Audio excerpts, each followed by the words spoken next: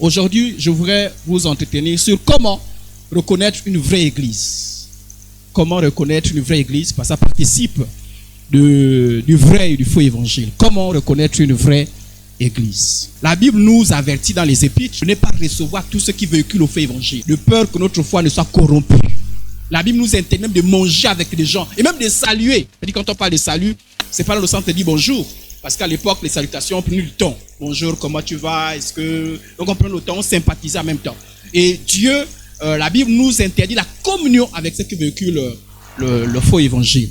Donc, autant être en contact avec le faux évangile peut corrompre notre foi, autant être dans une mauvaise église peut corrompre notre foi. Voilà pourquoi il est important de faire attention de ne pas se retrouver dans une mauvaise église. Alors, pour comprendre ce qui va être dit, cherchez déjà à savoir ce que ça signifie le mot église. Le mot église vient du grec ecclésia, désignant l'assemblée ou ceux qui sont appelés hors. L'église, c'est l'ensemble de toutes ces personnes-là que Dieu a appelées à sortir du monde. L'église ne se réfère jamais à un bâtiment. Ça, c'est juste des informations que je vous donne. Lorsqu'on parle d'église, c'est par défaut qu'on dit je vais à l'église. L'église n'a rien à voir avec le bâtiment. Ce n'est pas le bâtiment qui fait l'église.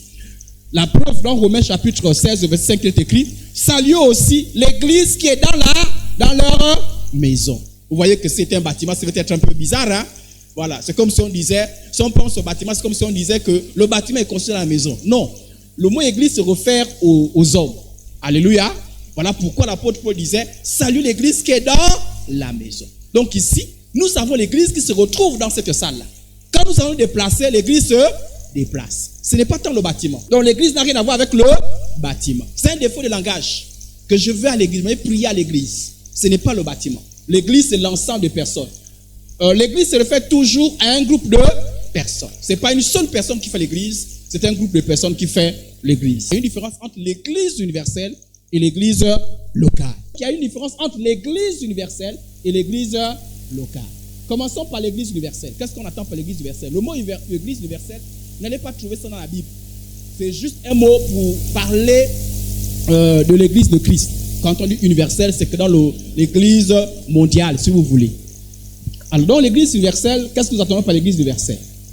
Sachons déjà que Jésus n'a bâti qu'une seule église. Jésus n'a pas bâti 2 églises. Jésus n'a pas bâti 3 églises. Jésus n'a bâti qu'une seule église. Matthieu 16, 18, lorsque Jésus fait mention, c'est le premier texte où Jésus fait mention de l'église. Il dit, et moi je te dis que tu es Pierre, et cette pierre, je bâtirai. Est-ce qu'on a dit mes églises? On a dit mon église. Et les portes du séjour des morts ne prévaudront pas contre elle.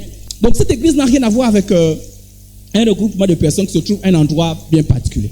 Quand Jésus parle de l'église ici, là, il fait référence à l'ensemble de tous ceux qui croient en lui. Lorsque Jésus fait mention de l'église, il ne parle pas d'un regroupement de personnes qui se trouvent à un endroit bien déterminé. Non, il fait référence à l'ensemble de ceux qui croiraient en lui. Comme sauveur et comme Seigneur. En tout lieu et en tout temps. Dans l'église de Christ, il n'y a qu'une seule église. Et cette église-là se trouve en tout lieu, en tout temps. Dieu seul connaît véritablement ceux qui font partie de son église. Je vous ai dit que lorsqu'on parle d'église, il ne s'agit pas du bâtiment, il s'agit de l'ensemble des personnes.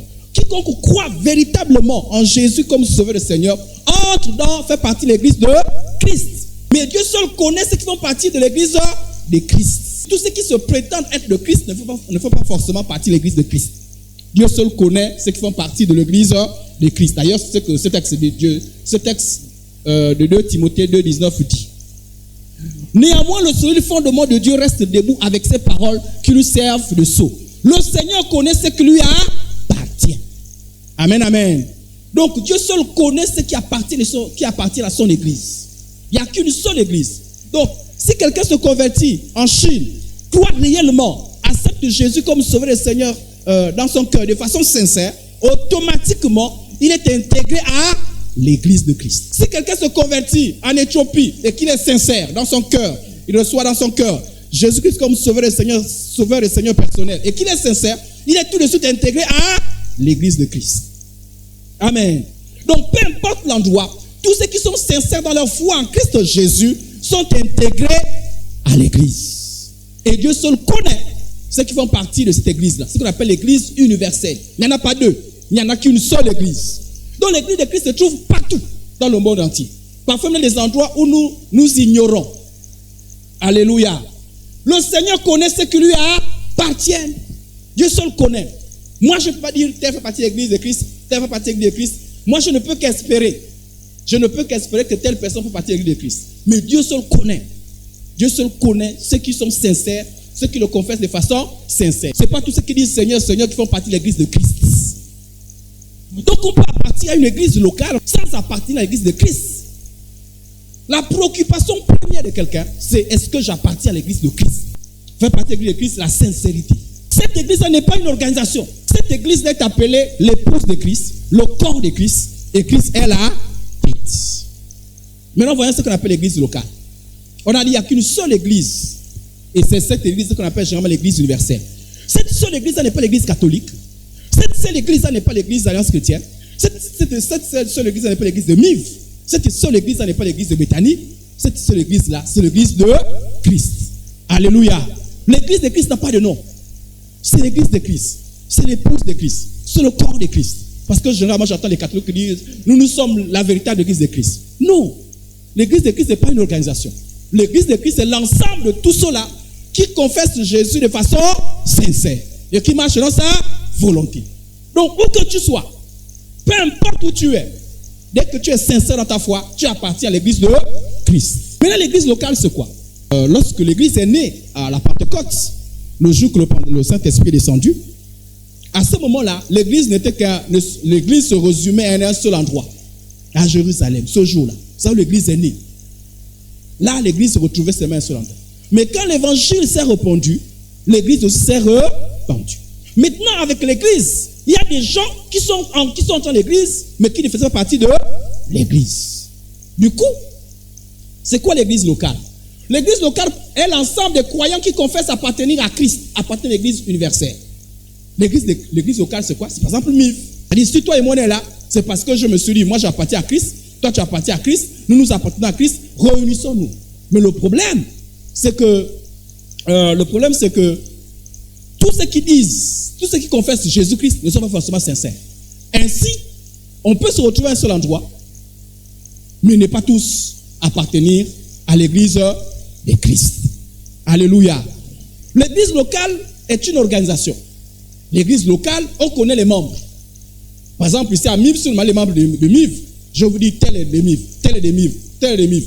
Mais je ne peux pas dire, il n'y a que Jésus seul qui peut dire tel appartient à l'église de Christ, tel appartient à l'église de Christ. Il n'y a que Jésus qui peut le faire. Alléluia. Mais moi, je ne peux pas le faire. Je ne peux qu'espérer.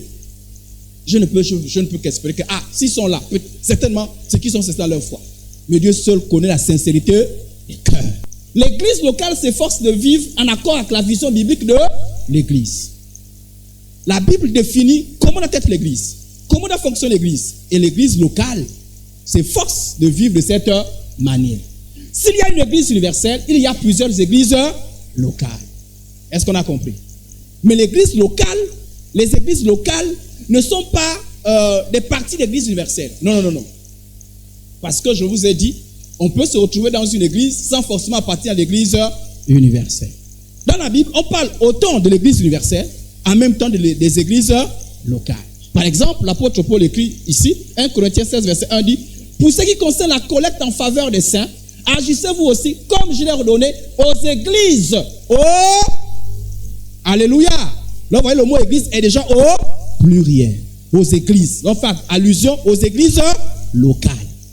Donc la Bible parle autant de l'église universelle, autant des églises locales. L'église universelle, c'est l'église de Christ. C'est Christ lui-même qui connaît qui est dans cette église-là. Et on ne rentre pas dans cette église-là, on y rentre par une foi sincère. Alléluia. Or, l'église locale, c'est tous ceux qui prétendent appartenir à l'église de Christ. Ça dit que voilà pourquoi c'est ouvert. Voilà. Celui qui pense être de Christ vient et il s'assoit et il communie avec nous. Dans la Bible, chaque assemblée locale ou église locale s'identifie souvent par le nom de la ville. Dans la Bible, vous voyez, par exemple, on dit les églises se trouvent à Jérusalem. Par exemple, on dit les églises de Galaxie. Alléluia. Par exemple, à Mwanda, on a plusieurs églises locales. Voilà pourquoi on prend certains noms pour différencier, par exemple, l'église qui est ici de l'autre église. Amen. Voilà. Par exemple, il y a des gens qui ont dit oui, pourquoi donner le nom aux églises dans la Bible, il n'y avait pas assez de noms. Mais parce qu'au fur et à mesure que les églises évoluaient, on n'avait pas le contexte que nous avons actuellement. Vous voyez, par exemple, il y a une église qui s'est appelée ici à Mwanda, l'église de Mwanda. Donc, si tu vas jouer à l'église de Mwanda, mais c'est quelle église? Voilà pourquoi on a donné quelques noms, juste pour différencier les églises. Voilà pourquoi on dit souvent que tout ce qui est dénomination, c'est des inventions humaines. Mais ce n'est pas ça le fondamental. Tout chrétien, en faisant partie de l'église de Christ, devrait appartenir à une église locale. Amen, amen. Voilà. Le chrétien, c'est celui qui dit, moi j'appartiens à Christ. Tout en appartenant à l'église de Christ, tout chrétien ne va appartenir à l'église locale. Parce que c'est la vision biblique. C'est un nom biblique.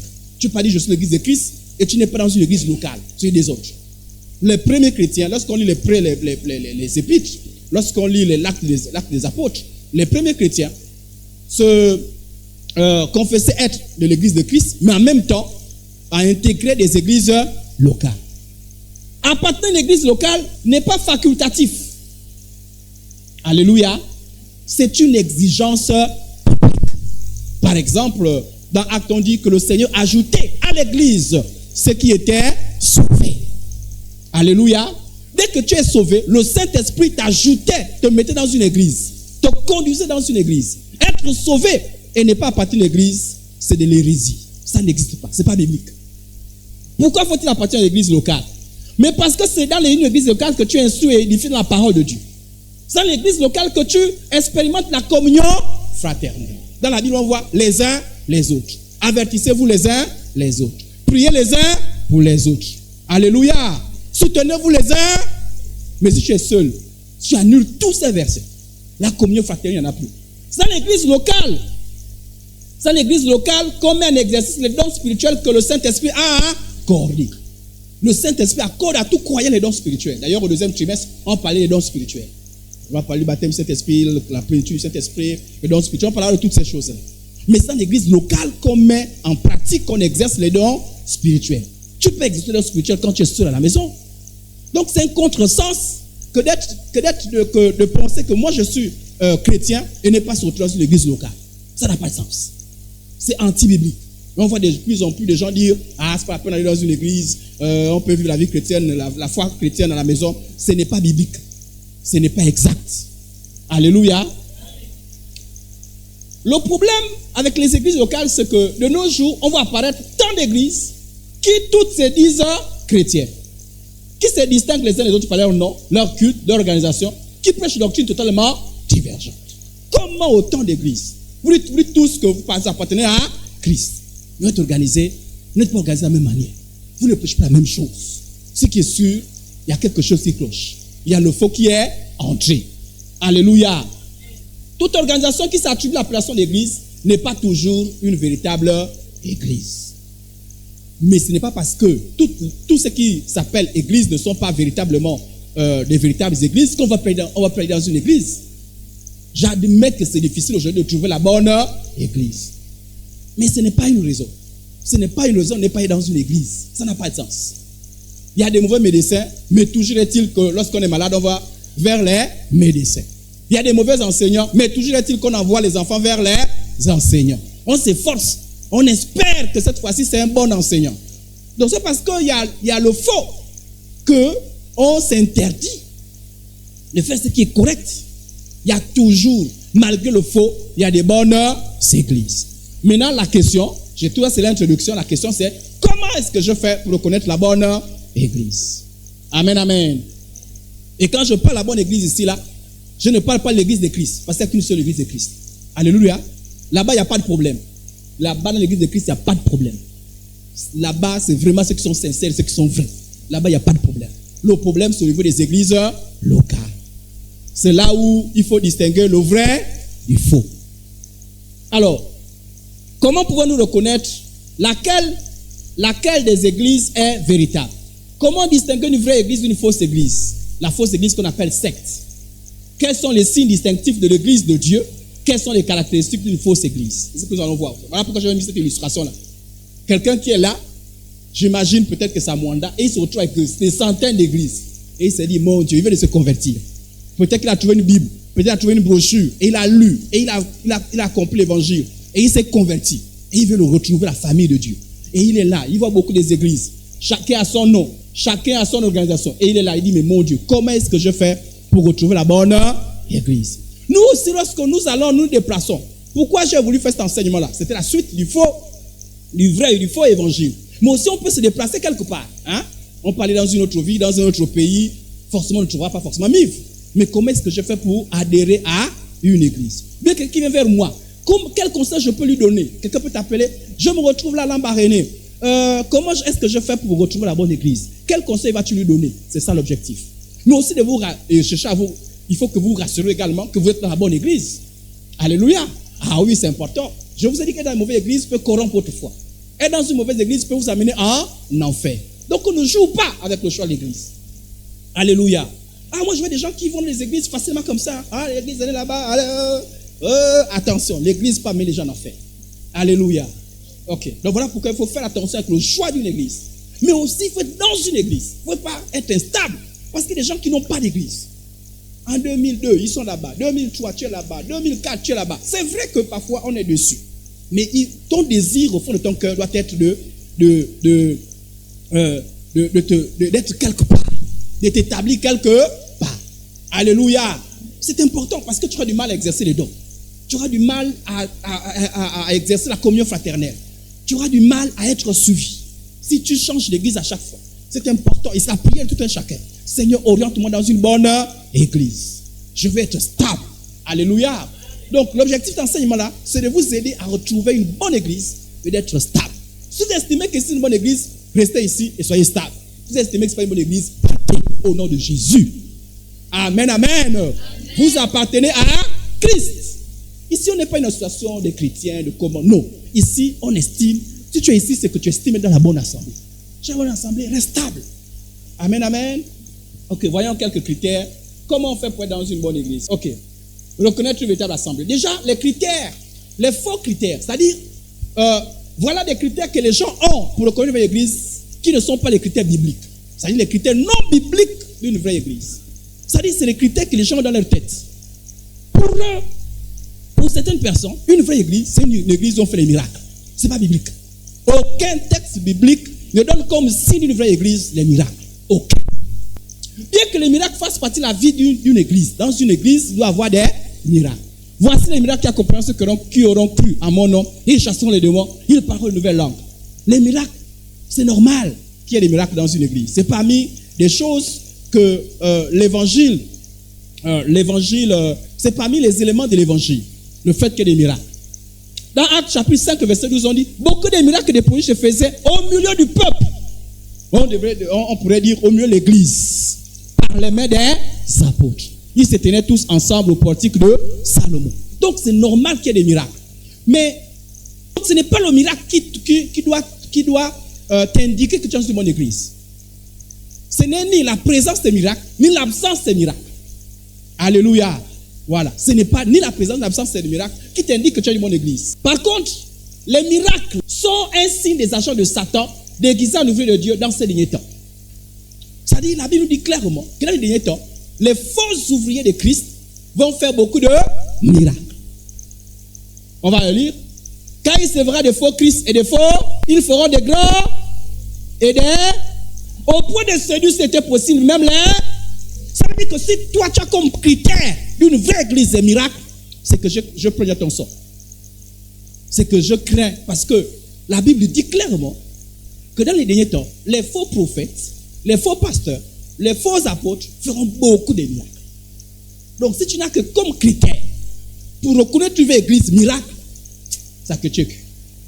Alléluia. Et la Bible dit que lorsque ça se produit, la Bible dit au point de séduire, c'était possible, même les élus. Ça dit que les miracles seront tels que même les élus seront embêtés, seront troublés. Ça dit, ils se sentiront attirés. Mais ça n'arrive qu'aux personnes qui ont élevé le miracle au-dessus de la vérité. La Bible dit que ceux qui s'égarent parce qu'ils n'ont pas l'amour de la vérité. Alléluia. L'amour de la vérité doit être au-dessus du miracle, au-dessus de la prophétie. Parce que c'est la vérité qui compte. Amen. 2 Thessaloniciens chapitre 2, verset 9 à 10. L'apparition de cet impie se fera par la puissance de Satan avec toutes sortes de miracles, de signes et de prodiges mensongère. Quand on parle des mensongères, ça veut dire que le miracle n'est pas, ça veut dire que le miracle n'est pas évident. Non, ça veut dire que ce miracle-là a pour objectif de t'amener, t'égarer. Ce miracle a pour objectif de t'amener en enfer, corrompre ta foi, t'aveugler. Voilà pourquoi on appelle ça faux. Avec toutes sortes de séductions de l'île, pour ceux qui périssent parce qu'ils n'ont pas reçu l'amour de la. Lorsqu'on veut choisir une bonne église, il faut avoir l'amour de la vérité. Si tu as la soif du miracle, plus que l'amour de la vérité, tu vas te perdre. Amen, amen. C'est l'amour de la vérité. Qu'est-ce qui fait que les gens s'égarent? C'est parce qu'ils n'ont pas l'amour de la vérité. Qu'est-ce qui fait que les gens ne s'égarent pas? Parce qu'ils ont l'amour de la vérité. Donc c'est l'amour de la vérité qui est déterminante et non les miracles. Parce que la Bible dit que les faux feront également des miracles.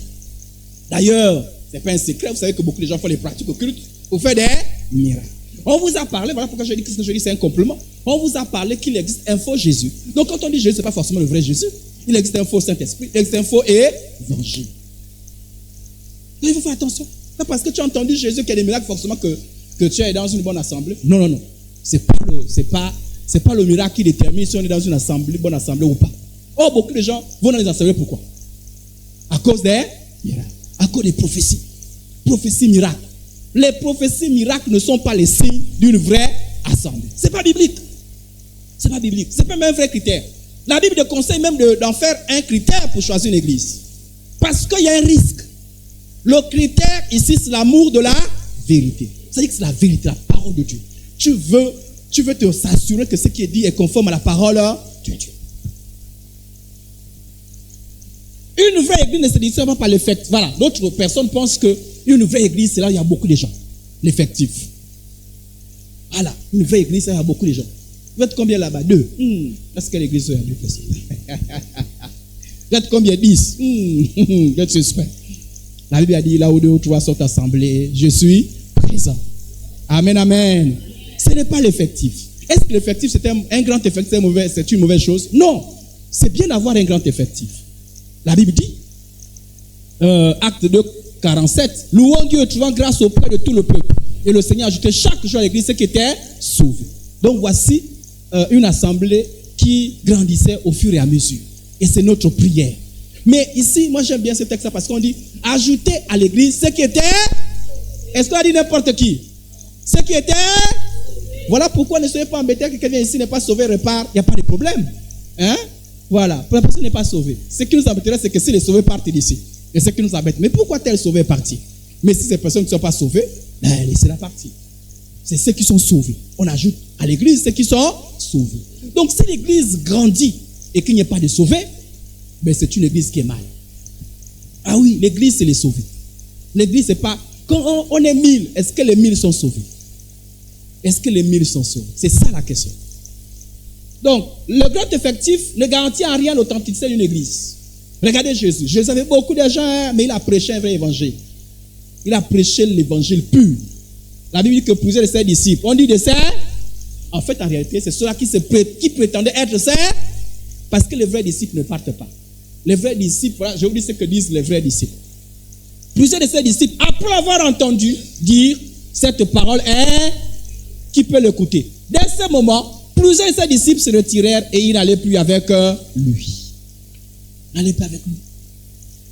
Parce qu'ils ont dit, ça c'est la caractéristique de ceux qui n'ont pas l'amour de la vérité. Voilà. Il y a certaines choses qu'ils n'aiment pas trop. Miracle, oui. Prophétie, oui. Mais lorsqu'on parle de sainteté, voilà, ça c'est pas une vraie église. L'église là, c'est pas une vraie église. Kali. Et Jésus dit que beaucoup sont partis. Et il y en a quelques-uns qui sont restés. Jésus a posé la question de savoir, mais vous ne partez pas. Ils ont dit, tu as les paroles. Est-ce qu'ils ont dit, tu fais les miracles? Est-ce que tu fais la multiplication de pain? Parce que Jésus a dit à tous ceux qui sont partis là, il a dit, vous me suivez parce que j'ai fait la multiplication du pain. Non, il les a dit ça. Il a dit, vous me suivez là, pas parce que vous appréciez mes paroles, parce que vous comprenez mes paroles, parce que vous acceptez mes paroles. C'est encore du pain. Depuis que j'ai multiplié le pain et le poisson, vous me suivez. Alléluia. Il y a des gens qui vont dans les églises à cause du pain et du poisson. Voilà. Le poisson là-bas. Non, là-bas tu pars, tu as le travail. Est-ce que c'est moi le travail? Non. Là-bas tu pars, tu as l'enfant. Là-bas tu pars, tu as le mariage. Là-bas tu pars. Voilà ce qui conduit les gens dans les églises. Mais là, Jésus appelle ça le pain et le poisson. Ce n'est pas ça qui fait l'authenticité d'une église. C'est la parole qui fait l'authenticité d'une église. Il faut d'abord que la parole et les autres choses viennent par-dessus tout. Alléluia. D'abord, il faut que la vérité. Maintenant, après qu'il y a la vérité, on cherche les miracles. Mais pas d'abord les miracles. Ou bien seulement les miracles. Le reste, on s'en fout. La Bible dit que certains vont s'accrocher à tout ce qui est superficiel et nier ce qui fait même l'essence de la vie chrétienne. Et voilà, Jésus prêche un message, beaucoup sont partis. Mais ceux qui sont restés n'ont pas été choqués pour dire, ah mais pourquoi tu es parti? Ils ont compris qu'en fait, et ils ont dit, nous sommes restés, c'est parce que toi tu as les paroles de la vie. Une vraie église ne se distingue pas par la qualité du bâtiment, ou son organisation, ou son expansion. Ce n'est pas le bâtiment. Ah oui, tu as vu l'église là, chez nous, là, nous, il y a le climatiseur. Dans les chaises, quand tu t'assois, non mais tu peux me régler, tu peux baisser un peu, tu peux revenir. On a des écrans géants. C'est pas ça qui fait une vraie église. Car il peut avoir toutes ces choses et être une fausse église. C'est pas le bâtiment. Voilà. Acte 7, 48, 49. Mais le très haut n'habite pas dans ce qui est fait de main d'homme. Comme dit le prophète. Ce n'est pas le bâtiment qui fait en sorte qu'il habite quelque part. Ce sont la qualité de ceux qui sont là. Si on est sincère, tu es là. Si on est faux, Dieu n'est pas là. Alléluia. Et quand Dieu n'est pas là, qui est là, qui prend la place? Satan, les démons. Alléluia. Dieu n'habite pas dans des bâtiments, des maisons d'hommes. Non. Donc, il ne faut pas penser que c'est parce qu'on a construit un grand temple que forcément Dieu est là. C'est la qualité de vie de ceux qui font partie de l'Église, qui fait en sorte que Dieu soit là. Acte 17, 24, le Dieu qui a fait le monde et tout ce qui s'y trouve, étant le Seigneur du ciel et de la terre, n'habite point dans les temples faits de main d'homme. Notre église à Lambaréné, à Moula, à Makokou, donc c'est une vraie église. Non, c'est pas ça. C'est pas ça qui. Notre église se trouve au Canada, au Cameroun, en Guinée équatoriale. C'est pas ça qui fait une vraie église. C'est pas ça. Ça, c'est les choses des hommes. Donc, tu peux avoir un grand bâtiment comme celui-ci, mais Dieu n'est pas là. Ce n'est pas la beauté du bâtiment qui fait une vraie église. Alléluia. Voilà. Ce qui fait une vraie église, c'est est-ce que là-bas se trouvent des vrais enfants de Dieu. Maintenant, voyons quelques critères qui peuvent nous aider à retrouver une vraie église. Premier critère, une vraie église est christocentrique. C'est-à-dire Christ est au centre. Jésus a dit, je bâtirai mort. Il n'a pas dit notre église, hein. Il a dit mort. Donc, si tu es contre ça, tu peux pas faire partie de l'église.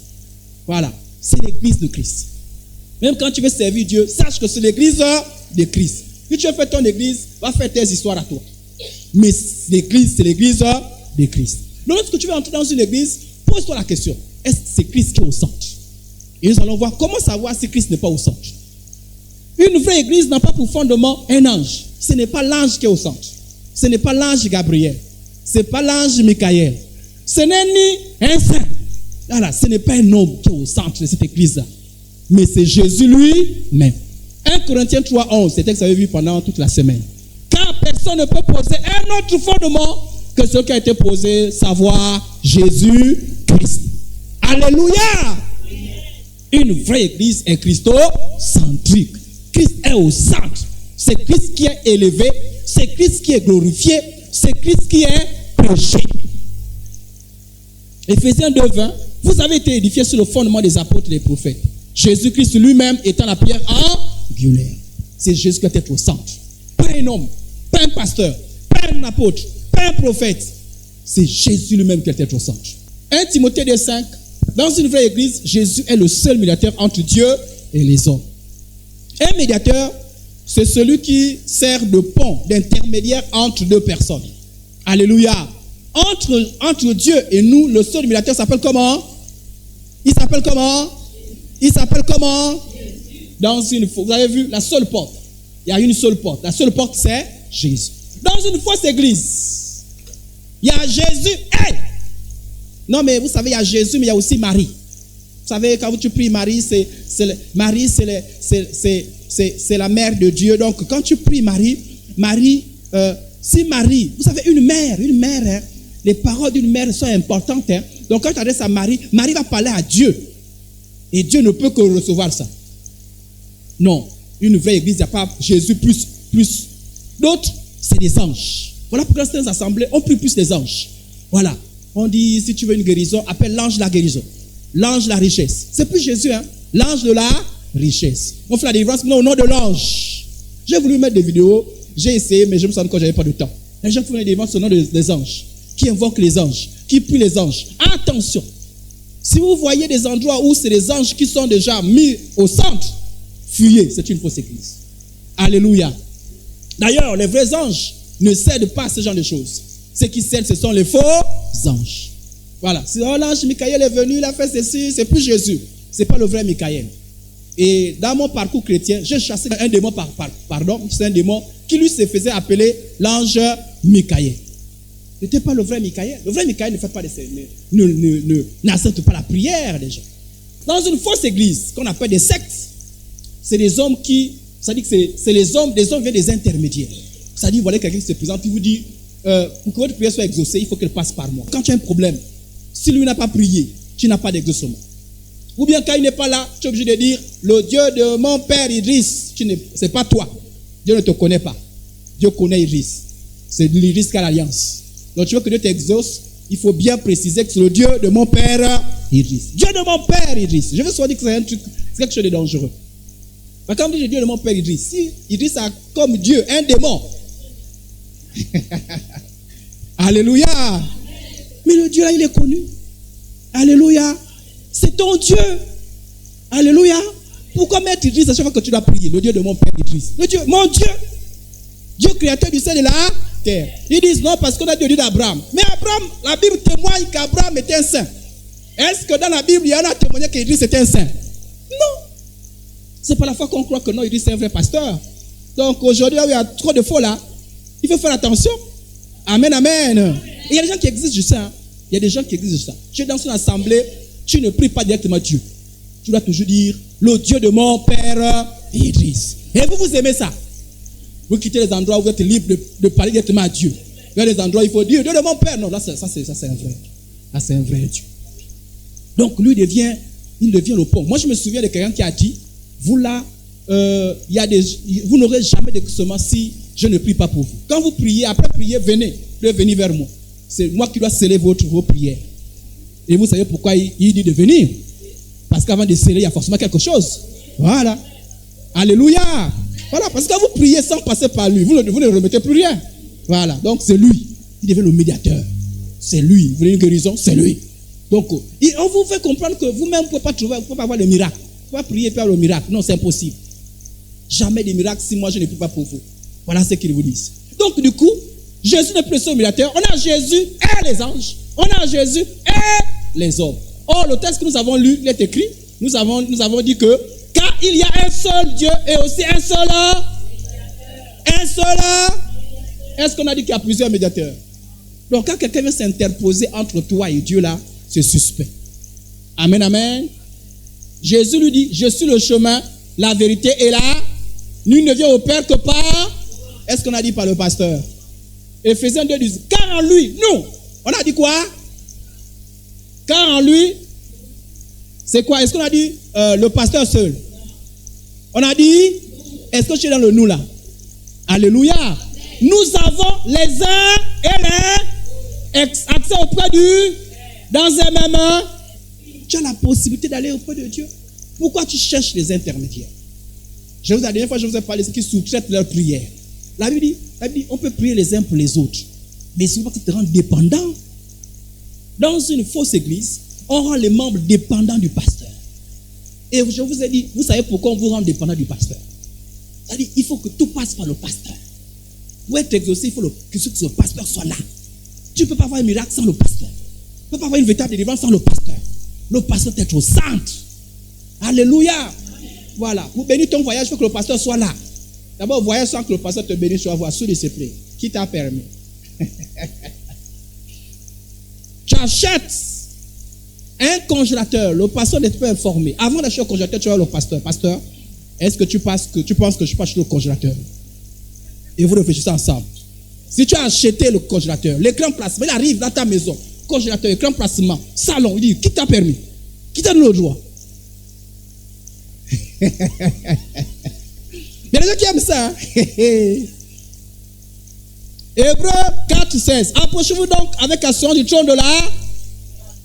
Approchez-vous avec du trône de la. Afin d'obtenir miséricorde, trouver grâce pour être secouru dans nos. On a dit nous. Tu as la liberté de t'approcher de Dieu. Autant le pasteur peut s'approcher de Dieu, autant toi aussi tu peux t'approcher. On a des gens qui pensent que leur prière est moindre que la prière d'un homme de Dieu. C'est un mensonge. C'est un mensonge. L'homme de Dieu a une certaine autorité. L'homme de Dieu a une certaine grâce. Mais ta prière est autant efficace que la prière de l'homme de Dieu. Alléluia. Quand tu pries, Dieu t'écoute. Quand tu pries, Dieu t'exauce. Quand tu pries, Dieu te reçoit. Et tu peux être secouru. Amen, amen. Dans une vraie église, Jésus est reconnu dans les paroles, dans les faits, comme étant le propriétaire, le chef. C'est-à-dire, ce n'est pas seulement dire, oh Jésus est le chef. Mais dans les faits, on voit que Jésus est le chef. Et en effet, la Bible dit que Christ est le chef de l'église. Dans une fausse église, c'est l'homme qui s'approprie l'église. C'est mon église. J'ai dit dans mon église. C'est plus l'église de Christ. Si c'est l'église de l'homme, vous êtes en danger. Alléluia. Et l'église devient son affaire à lui. Ou l'affaire de sa famille. Après lui, c'est son fils. Après son petit-fils. C'est sa femme. C'est son église. Voilà. Vous êtes ses sujets. Tu es entré dans son église. Tu es entré dans son église. Il y a quelqu'un qui a dit un jour, tu es entré dans l'église, tu ne sors pas n'importe comment. Qui t'a dit de rentrer? Tu vas sortir comment? Voilà. Tu es entré, voilà. Tu restes là. Voilà. C'est son église. Ça devient une affaire de famille. Vous voyez, il est au centre. Voilà. Il est sa mère, c'est lui qui tient. C'est lui qui tient les clés. C'est lui qui dit qui entre, qui sort. Alléluia. Dans une fausse église, un homme est sur le devant de la scène. Ça dit que, imaginez, bon, on prend un exemple, hein. Voilà, ici, on a dit le pasteur Iris, et il est célèbre. Voilà, il a les grands titres. Ah, il s'appelle le pasteur, m'appelle plus. Je suis le général, le scanner, l'aigle de Dieu, le lion, le bishop, le trishop, tout ça pour moi-même. Je vous ai raconté une histoire où j'avais un frère en Christ. Ça faisait longtemps qu'on ne s'était pas vu. Et un jour, je viens, je l'appelle, je le rencontre, je suis content de le voir. Je l'appelle par son nom. Il me dit, il ne m'a pas répondu. Je dis, oh, mon frère, tu ne réponds pas pourquoi? Il dit, c'est comme ça que vous méprisez les hommes de Dieu. Il ne m'appelle plus jamais par mon nom. Tu m'appelles révérend.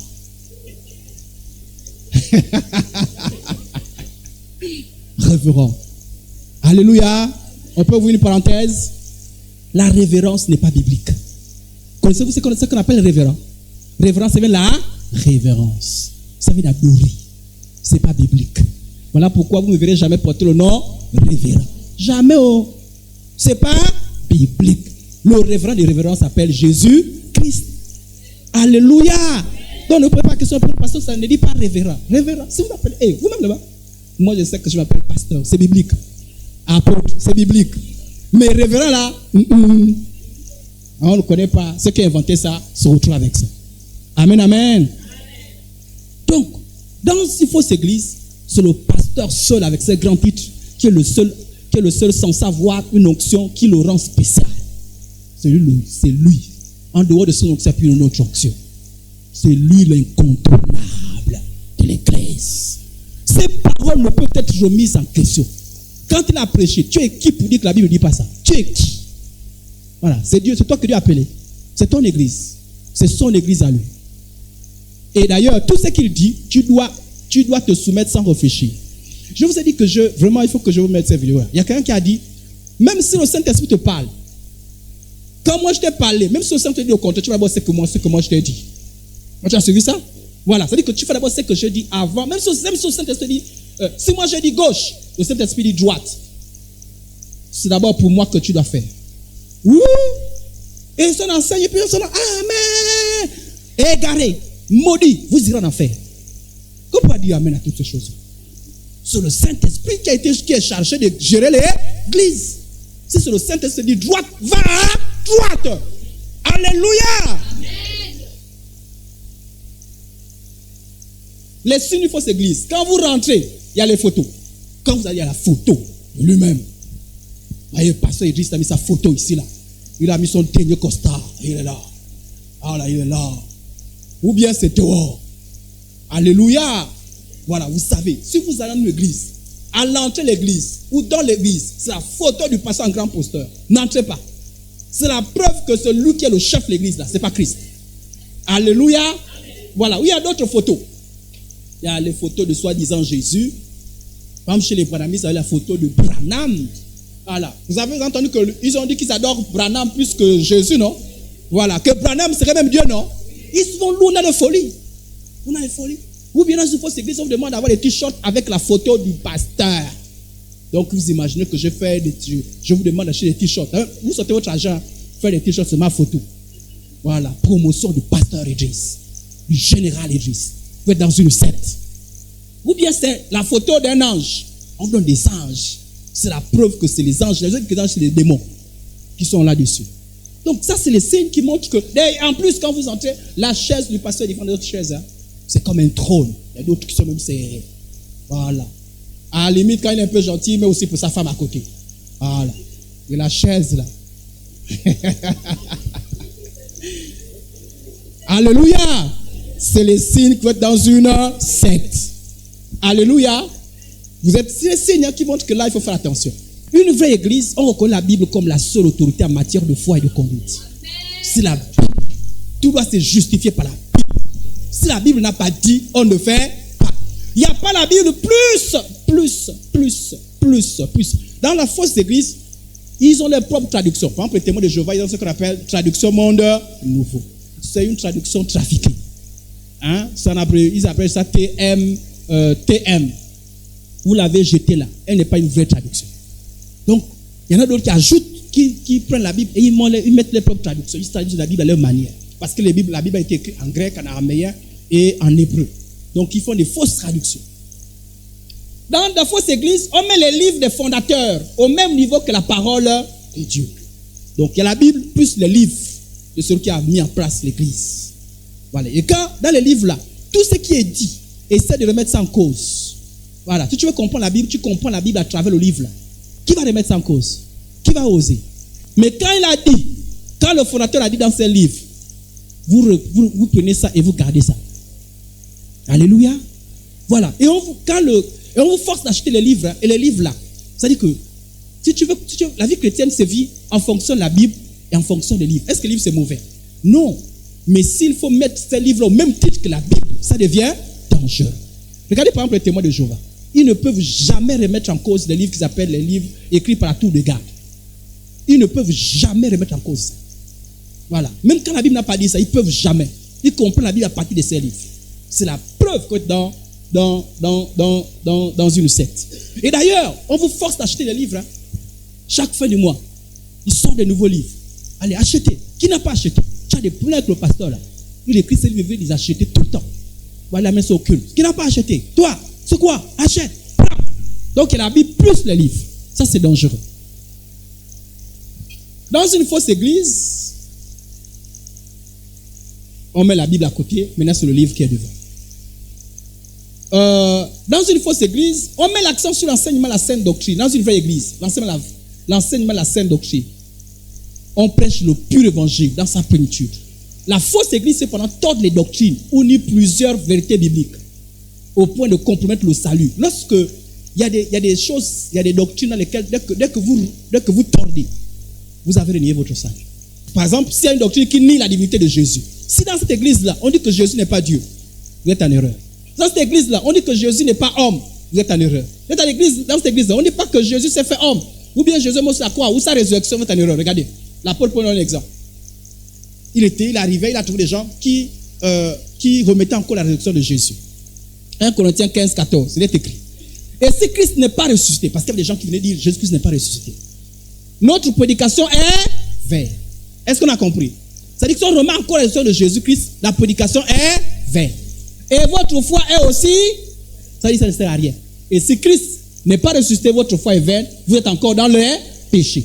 Par conséquent, ceux qui sont morts en Christ sont perdus.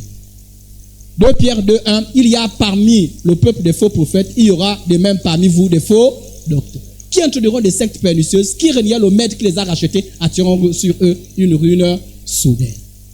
Donc, quand vous allez dans une église, qu'est-ce qu'on enseigne là-bas? Il y a ce qu'on appelle la confession de foi. J'ai voulu vous mettre la confession de foi, d'ailleurs, je n'ai pas eu le temps, je voulais vous donner la confession de foi. Ici, nous avons une confession de foi. C'est en quoi nous croyons. Alléluia. C'est une pratique des apôtres. Ils résumaient la doctrine chrétienne par un texte. Même les catholiques ont son texte, mais ils ont ajouté pour eux. Je crois en Dieu le Père, créateur du ciel et de la terre, et en Jésus-Christ, son Fils unique. Vous avez entendu parler? On appelle ça le credo ou la confession de foi. Mais eux, ils ont ajouté pour eux. Donc, quand vous allez dans une église, posez la question, quelle est votre confession de foi? En quoi vous croyez? Si ça en quoi ils croient n'est pas conforme à la Bible, quittez cette église. Alléluia. Il y a des choses qui ne sont pas des doctrines fondamentales. Par exemple, si les gens disent non, pas la Sainte Seine 4 fois par semaine, d'autres disent 2 fois par semaine. 4 fois, 2 fois, ça n'envoie jamais les gens en enfer. Mais si vous reniez la résurrection de Jésus-Christ, si vous reniez, vous allez tout droit en enfer. Alléluia. Et ce qu'on appelle les doctrines fondamentales. On ne joue pas avec les doctrines fondamentales. Voilà pourquoi n'importe qui n'enseigne pas n'importe quoi. Alléluia. On fait attention avec l'enseignement. Voilà pourquoi la Bible dit que faites attention avec l'enseignement, que tout le monde ne doit pas enseigner. Vous savez ça, non? Voilà. La Bible dit que tout le monde ne doit pas enseigner. Parce que l'enseignement, exhorter, tout le monde peut exhorter. Prêcher, tout le monde peut prêcher. Mais enseigner, tout le monde ne doit pas enseigner. Parce qu'il est question de manipuler la doctrine. Et tordre la doctrine, c'est détruire la foi des gens. Les doctrines fondamentales sont liées à votre foi. C'est-à-dire, si on touche votre foi. Mais on se baptise en rouge, en jaune. Et tu t'es baptisé en rouge, en jaune. Ça là, ça ne joue pas sur ta foi. Amen, amen. Mais il y a des doctrines fondamentales. Si on touche ça, ta foi est foutue. Mais voilà pourquoi on ne parle pas l'église n'importe comment. Une vraie église met l'accent sur la formation des disciples. Une vraie église met l'accent sur la crainte de Dieu. Sur la sanctification. Rechercher la sanctification, la paix avec tous. Et la sanctification sans laquelle personne ne verra le... La sanctification sans laquelle personne ne verra le... Dans une église, on vous amène à la sanctification. On vous dit sortez l'ivrognerie, sortez l'impudicité, sortez la fornication, sortez du mensonge, sortez du vol. Quand vous ne sortez pas, vous êtes en danger. Mais qu'est-ce qu'on remarque avec les gens? Les gens n'aiment pas l'église où on prêche la sanctification. Voilà. Non, va dans les endroits où on t'encourage dans la bêtise. Tu iras en enfer. Là-bas, on ne se soucie pas de ta foi. On ne se soucie pas de ton salut. On se soucie seulement, si tu peux donner l'argent au pasteur, c'est une bonne chose. Dans une vraie église, on prêche la sanctification. Alléluia. On n'a pas les chantres impudiques. On n'a pas la sainte scène à n'importe qui. Alléluia. C'est la vérité. C'est la droiture. La crainte de Dieu. Mais vous critiquez les vraies assemblées. On a là-bas,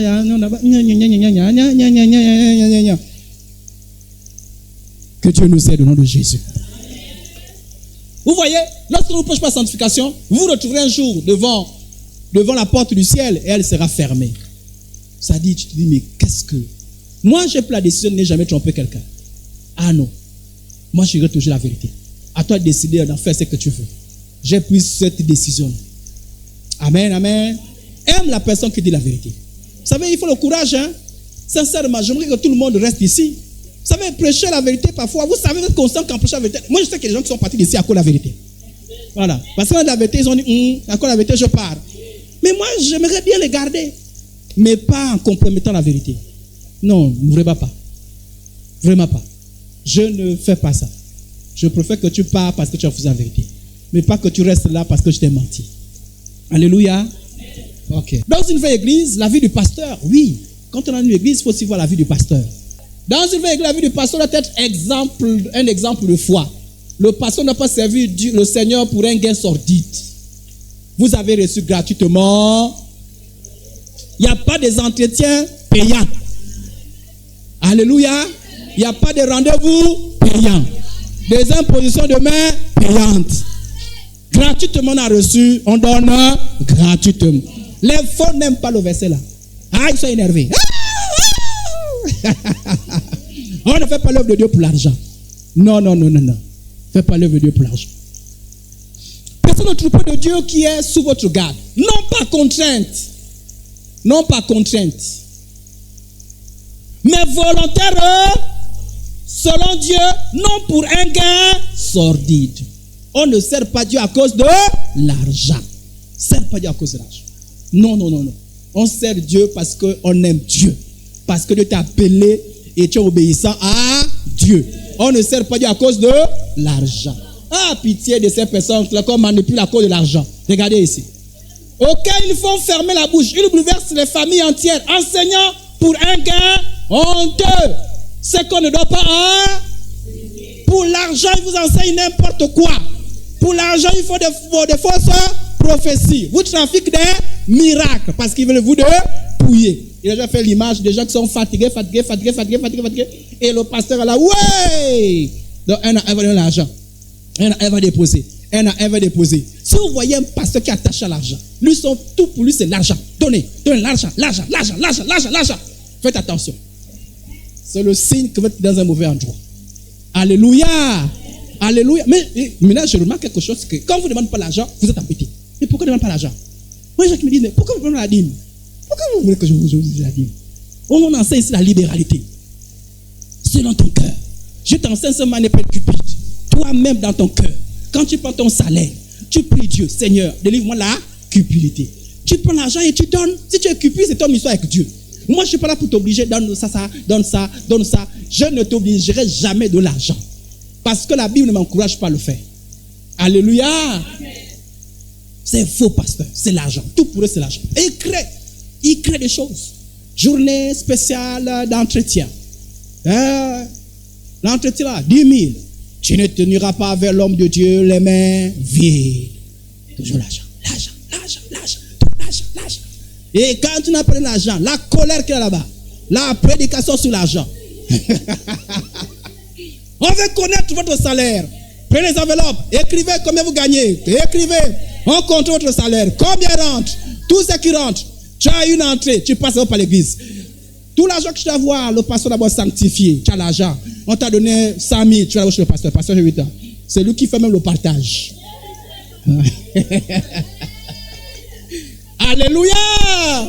C'est la preuve que dans une fausse assemblée, si le pasteur t'appelle, alors oui, c'est quoi? Tu ne m'as pas donné ma part. C'est quoi? C'est comment? Tu es arnaqué, sache que tu es dans une fausse assemblée. L'argent ne doit pas être au centre lorsqu'on sert le Seigneur. Le pasteur ne doit pas exercer des pressions financières. Debout, ceux qui n'ont pas apporté. Debout. Les frères là, debout. Pardon, frère, levez-vous un peu. On va jouer. Levez-vous. Oui, voilà. Voilà les gens. Ils sont contre l'église. On a dit on pose 10 000. Je fais cette semaine, avant vendredi, je vais mettre 10 000. Sinon, je vous enlève responsable. Vous ne serez plus responsable. Merci. Veuillez vous asseoir. Ça, c'est les pressions financières. Tu n'es pas libre. Et la fin du mois, tu as 10 000 francs pour ceci, 20 000 francs pour ceci, 30 000 francs pour ceci. Quand tu fais la somme, même toi-même, même te coiffer, même manger, même, il y a même des familles qui souffrent de faim. Les papas prennent tout l'argent. Ils vont déposer. Et on vous enseigne des histoires. Oh, un mois, tu l'as donné. Moi, on fera un enseignement sur l'histoire des prémices. C'est-à-dire qu'on vous dit décembre. Tout le monde est décembre. On fait les prémices. Que tu loues, tu amènes tout l'argent. Que tu commandes, tu amènes tout. Après janvier, prêt. Après, au mois de mars, vous avez l'action de pitié. Le pasteur grossit. Il a les costumes. Il avance. Et vous maigrissez. Vous avez les soucis. Vous avez la tension. Vous avez les bords. On vous poursuit. Mais il s'en fout. L'essentiel, c'est qu'il a l'argent. Vous êtes dans une fausse assemblée. Sortez cette assemblée. Au nom de... Amen. Dans une vraie église, c'est la discipline. La discipline, c'est l'ordre. Amen. On discipline tout le monde. Même le pasteur. L'église, le pasteur est impudique. C'est-à-dire qu'il a les copines. Même vous-même, les membres. Parfois, tu es au courant de ces copines-là. Parfois, les copines se trouvent dans l'église. Vous savez ça. Il y a un pasteur, votre pasteur, c'est un impudique. Lui, pasteur, ça ne se fait jamais. Tu continues, tu rends en enfer. Mais vous connaissez toutes ces choses-là. Vous cautionnez ces genres de choses. Dans une fausse assemblée. Que Dieu vous bénisse. Pasteur Gesnel revient.